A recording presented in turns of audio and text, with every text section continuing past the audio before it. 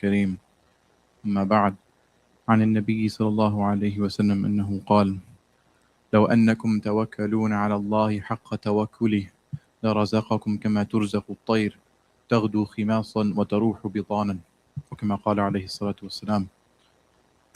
It's narrated that the Prophet sallallahu alaihi wasallam said, if you were to trust in Allah Ta'ala as He ought to be trusted, then He would provide for you just as He provides for the birds.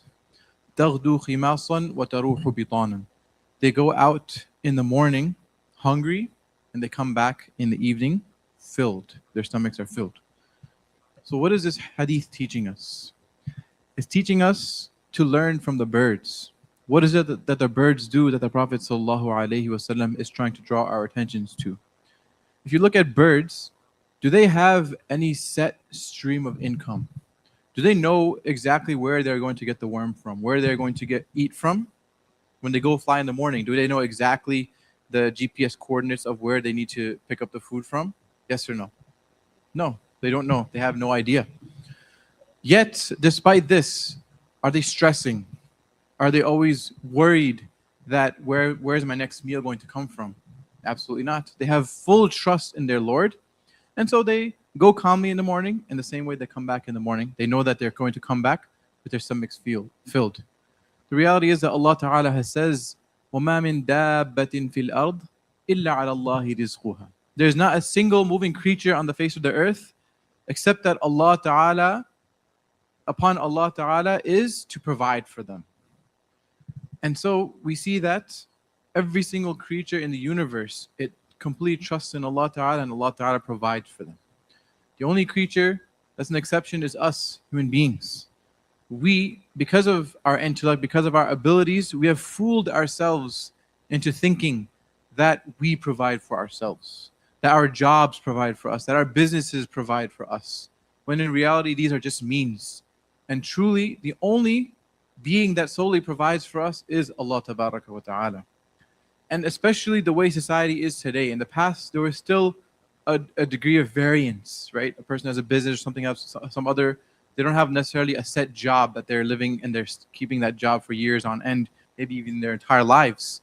Rather, sometimes they would just do an odd job here and there. Or a person does business, so they'll go to a certain place, import some goods and sell that until it's done. And maybe they'll go some time. So it was less set in stone like it is today. Today we have in our minds that in this month I'm going to get exactly this amount of money. And then you have the exact budget that exactly this amount I'm going to spend on this, exactly this amount I'm going to spend on this, exactly this amount I'm going to spend on this. To the point where our heart gets so much yaqeen built on that again we have this faith in our minds that that money is definitely going to come no matter what from my job or from this income stream. And so what ends up happening is the call comes, spend in the way of Allah. You know, there's certain such and such need for the ummah, so spend in the way of Allah. But what's in our minds? That, okay, I have this amount of money that I'm going to get next month, and only this amount I have all these expenses, only this amount I can spend. And this, in a way, I'm not saying this is a wrong thing necessarily. It's good to be, to be smart and financially literate. However, giving sadaqah is something that builds our tawakkul in Allah Tabaraka wa Ta'ala.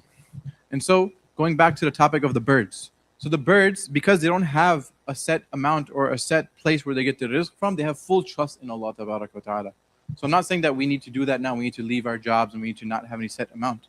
But the key thing that the Prophet ﷺ is teaching us is that tawakkul, that trust in Allah, that our money is not coming from our jobs, right? Even if my job was to go tomorrow, it's fine.